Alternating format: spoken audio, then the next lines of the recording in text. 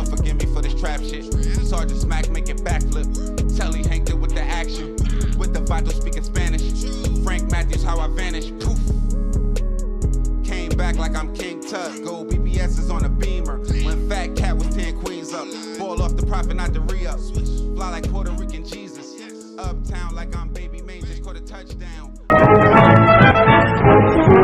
This is the story of a visit to a land that knows no winter. The land where the sun reigns.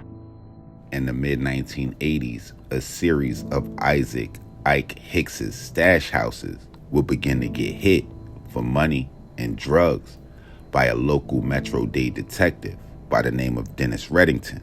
At the time, Reddington had earned a reputation for dismantling large-scale drug traffickers, a reputation that would even later see him take down Ike's successor, Ricky Brownlee, with no arrests coming immediately after the seizures. Ike would pretty much dismiss it as the work of a corrupt cop, merely looking to line his own pockets. However, he couldn't have been more wrong. Isaac Hicks' guard dog and his wife Janet herself, just recently released on $100,000 bond, had to greet U.S. Marshals first thing this morning. Using videotape cameras to inventory, it was Hicks' $168,000 heavily guarded home, nicknamed the Palace, that was confiscated first. There does not have to be a conviction. Mr. Hicks will be going to trial shortly. Can it be used for bail? No, he's not permitted to use any of his properties as collateral for bond.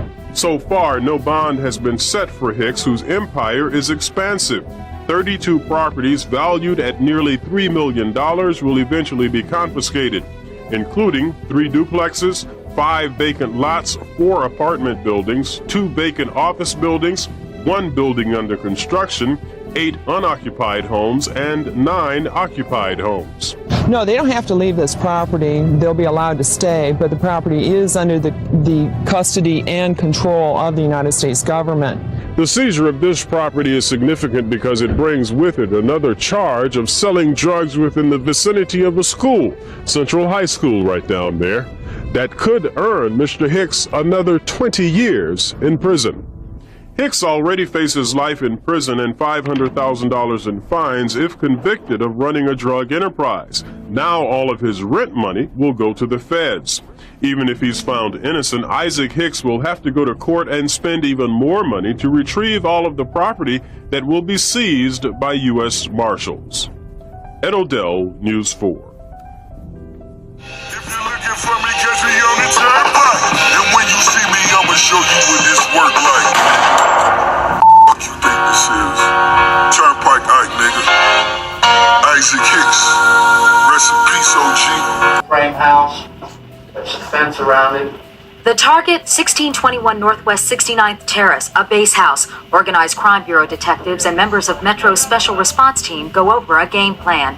In this case, it involves some heavy artillery, a wrecker in case the burglar bars in front of the house have to be torn down. As the convoy parades into Liberty City, everyone knows why they're here. They confiscated, when they came to get Ike, they confiscated like about 32 houses, I think, from Ike. You know what I'm saying? They took that shit over there called the Palace. That's like, I nigga owned the whole block. I nigga, that dude was a nigga that just had money. You don't want to the construction company and shit. Niggas know about Ike. Ike, man, Ike probably had more money than any other nigga that ever graced the surface of Dade County streets as a black man. So far, no bond has been set for Hicks, whose empire is expansive.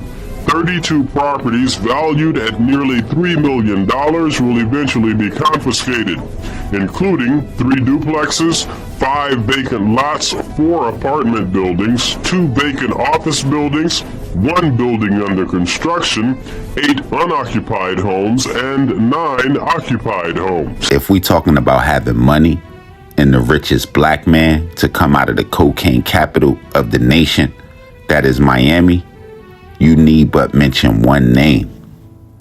My school children. Miami SWAT teams spent the day converging on Liberty City's drug houses and shutting them down. At this location off Northwest 61st Street and 14th Avenue, police found an apartment all set up for drug dealing, complete with a sign advertising $25 for boy and girl, $25 for heroin and cocaine. The guy that was inside that sells the dope was busy shuffling the dope down the sewer system. There's a pipe that's already out and exposed for this type of thing. If the police come in and raid it, they can put it down there. The reason he stopped was he got jammed up. Too much dope in the pipe? Yeah, too much dope in the pipe. Miami police investigators aren't really sure how much money these drug houses made a day, but the pile of cash on this floor proves that the business was successful, and it's believed they sold several $1,000s worth of narcotics daily. A total of 15 people have been arrested so far as the Miami Police Department cracks down on its inner-city drug houses. Hopefully this will either do one or two things: move them out of the city or push them further back into the holes so that at least they won't be as openly blatant as they are now. So far, undercover detectives have found marijuana, cocaine, and heroin being sold openly at the drug houses. It's a thriving business that police say is now a priority for them to shut down. From Liberty City, Al Sunshine, News 4. Who was Ike Hicks? Ike Hicks is one of the biggest boys that come out of Miami, drug lords that come out of Miami, and he passed on, you know what I'm saying, while he was in prison, but a real great man. Okay, what was your connection to him? Well, you know, when I was a kid, you know what I'm saying, like I said, I was a lookout, you know what I'm saying, and I was still in school, so, you know, back in the days, you know what I'm saying, he had one of the biggest, you know, operations going, and I was a lookout for him, you know, when I first started out. Kid, still in school. You know what I'm saying? And what happened was, you know, he was a good man, and he had an organization back then. I just came through the ranks with him, and that's how, you know, everybody that really came up under Ike Hicks really went to a whole nother level. Mostly all the guys that worked up under him, you know, off the tree that he you know, off his tree, really did great things. Went on to do great things in the streets. Man, you know, the great Ike Hicks, he passed away. God bless his soul. So but, all the meanest crew comes from his crew, from his tree. So okay, so that's going to be the branch that a lot of people. So first, a lot of people that know you, they just know you because your name ring bells. Right. Your name ring bells first. If it wasn't no internet, it's going to be people that know you. Some people, a lot of people know you. They probably gonna know you from when you was mentioned on the Rick Ross song, and then you was featured on a documentary called MIAO, and they had a lot of hustlers, and you stood out on that documentary. And Ike Hicks was one of the people that was on that documentary, and that's gonna be the branch that you fell from. Right. Okay. You know. I can easily take the credit, but, you know, I'm a real dude. You know, I'm going to keep it real and give him the true essence of the time. I know, that's right. Yeah, and I really want to shine light on Ike Hicks because he's a great man, and he needs to be recognized, and so, you know what I mean? And he needs to be recognized, you know what I'm saying, as a great one. You know what I mean? Good dude. He was a good dude, huh, Bert? Yeah. Okay. Yeah, he was a good dude, and he laid the pavement. If it wasn't for no Ike, a lot of the shit that they doing right now, they wouldn't even know nothing about. You know? Okay. According to Lee Stapleton Milford, a former assistant U.S. attorney who prosecuted Ike Hicks, he would describe him as the outlaw pioneer in the Miami community, starting his criminal career as a truck hijacker in the 1970s. Hicks would become a multi-millionaire by 1986 at the age of 49. By then, he was one of the most prominent drug traffickers in Dade County, and arguably the most significant black drug trafficker the county and the state has ever seen. Ike's Popalot home, located on Northwest 105th Street, valued at $170,000 at that time, would be the equivalent to $500,000 today, was just one of his many assets. Besides the 31 other properties that was his, he also owned a construction company, which was estimated to be worth upwards of $2 million. at that time. Trace the drugs back to you, back to your home. Well, they lied, which I could have caught them detectives killing my dog. The last time Isaac Hicks got in trouble with the law, it took a SWAT team to get into his house. Hicks's dogs were also killed during the storming. Hicks had yet to go to trial in that drug conspiracy case when he was arrested last night for an even bigger charge.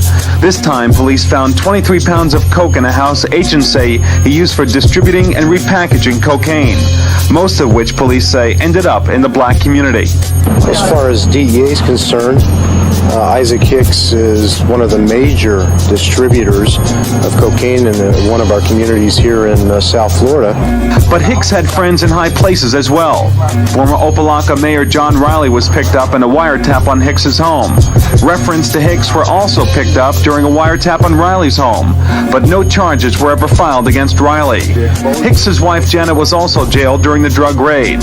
She and two Hicks associates, one James Sawyer, a man police call the Boss Man, are charged with possession with intent to distribute cocaine. Hicks's attorney says the charges that his client is a big drug dealer are ludicrous. Well, I always laugh when I hear statements like that because if they know that, then I'm surprised to find out they haven't arrested whoever this other mythical person is. And of course, it also presumes that police know who drug traffickers are. If they knew that, I hope that they would be getting them off the streets. Hicks will remain in custody without bond. With Miami being essentially torn apart with the cocaine cowboy wars, probably sensing the heat, as well as being targeted by rivals and fearing for her life, Isaac Hicks's rumored supplier, La Madrina, or Griselda Blanco, would allegedly move to California sometime in 1984, and it wouldn't be long before the investigation into Isaac Hicks's drug operation will begin in October of 1985 and would span about 18 months, during which time federal and local authorities would start to conduct comprehensive probes into narcotics activities in Miami, Florida.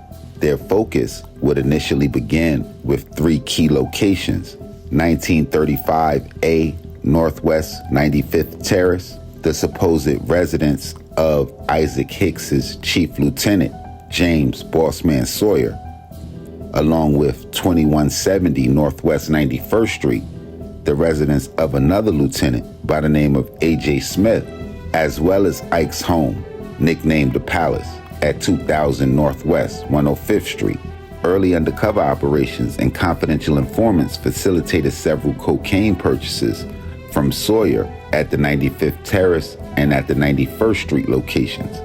And on January 7, 1986, search warrants would be executed at those residences, leading to the discovery of cocaine, packaging material, firearms, and almost most importantly, ledgers that would contain coded notations of drug transactions. Throughout 1986, the investigation would expand to include more locations, leading to more significant seizures of narcotics, cash, as well as firearms, just like the one that would take place on July 25th, 1986, of Isaac Hicks's residence, where authorities would uncover automatic weapons, cash, as well as cocaine that was hidden under Isaac Hicks's car.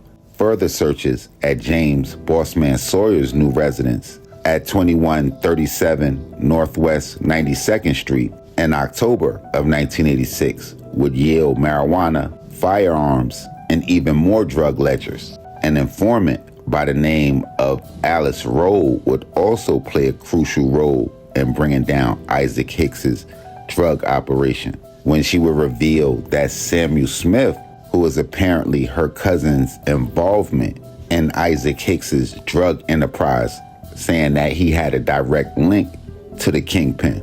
Then, the very next year, in February of 1987, another close associate of the group, Deborah Plez, will become an informant, purchasing cocaine directly from Isaac Hicks and monitor transactions. The investigation would culminate later that year on April 24th, 1987, when Deborah Plez would report a large cash transaction at Isaac Hicks's residence, leading to a raid just 3 days later on April 27th that would uncover over 11 kilograms of cocaine drug processing equipment, as well as substantial cash and jewelry.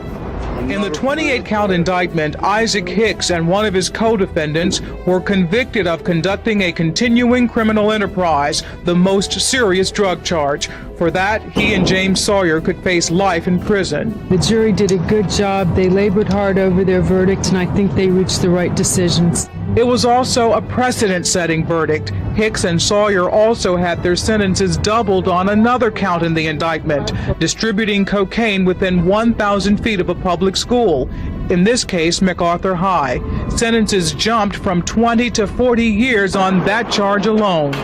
Clearly, the jury wanted to make an impact on the drug selling in that area of town. It's been 6 months since he's been in jail. I would hope that it has made some sort of a dent in the black community as far as the number of crack houses and powder cocaine houses that are operating. Attorneys for some of the co-defendants had mixed reactions to the jury's verdicts, although none of them is in a position to claim a victory out of this case. He had cocaine in his pocket. He wanted to plead guilty to it all along, but they wouldn't drop the charge. So we're very happy on behalf of Harold McLeod. I'm shocked. The evidence was just not there, and I'm surprised that the jury did not see that. Hicks, his wife, and the others who were convicted of running a neighborhood cocaine empire out of homes in Northwest Dade will be sentenced next February, and prosecutors are expecting to keep them in prison for as long as the law allows. Pam Salisbury, News 4. After being indicted on more serious drug charges and eventually convicted, Ike Hicks, the reputed drug kingpin of Miami's black community, will be sentenced to 137 years in jail by U.S. District Judge Sidney Aronovitz. Hicks's wife Janet will receive a 20-year sentence, and his top lieutenant, James Bossman Sawyer, will be given a 56-year sentence. Other accomplices, Andrew Jackson Smith, Samuel Smith, and a guy by the name of Harold McLeod, will receive sentences ranging from 7 to 28 years. The case against Hicks and his associates will be built over 4 years, with multiple informants infiltrating the operation. At the time of Hicks's first arrest pertaining to the drug conspiracy in April of 1986, law enforcement would identify over 30 properties that he owned, insisting that at least a dozen of those properties were used just for drug sales, including one that would lead to a doubling of Hicks's sentences, located near MacArthur North High School. Judge Aronovitz would describe Hicks as a parasite sucking life from this community, dismissing Hicks's pleas to spare his wife from prison. Hicks would allegedly die several years later, sometime around 1993, due to alleged complications from the AIDS virus, paving the way for hustlers that would come behind him, like Ricky Browley, Convertible Burt, Bo Diddley, and Bunky Brown. Ike Hicks would forever go down as Miami's Black Messiah when it comes to the cocaine business. Now, y'all make sure y'all hit the red bell and subscribe button right under this video so y'all know when this real trill spill shit is dropping. Y'all get in the comment box below. Y'all let me know what cities we need to go to, what stories we need to tell, what we missed, what we got wrong, all of that. Y'all make sure y'all tap in with me directly on Instagram, Twitter, POP_ALOT. And until the next play, y'all know how we rockin'. It's your ace Popalot. Salute the almighty mob.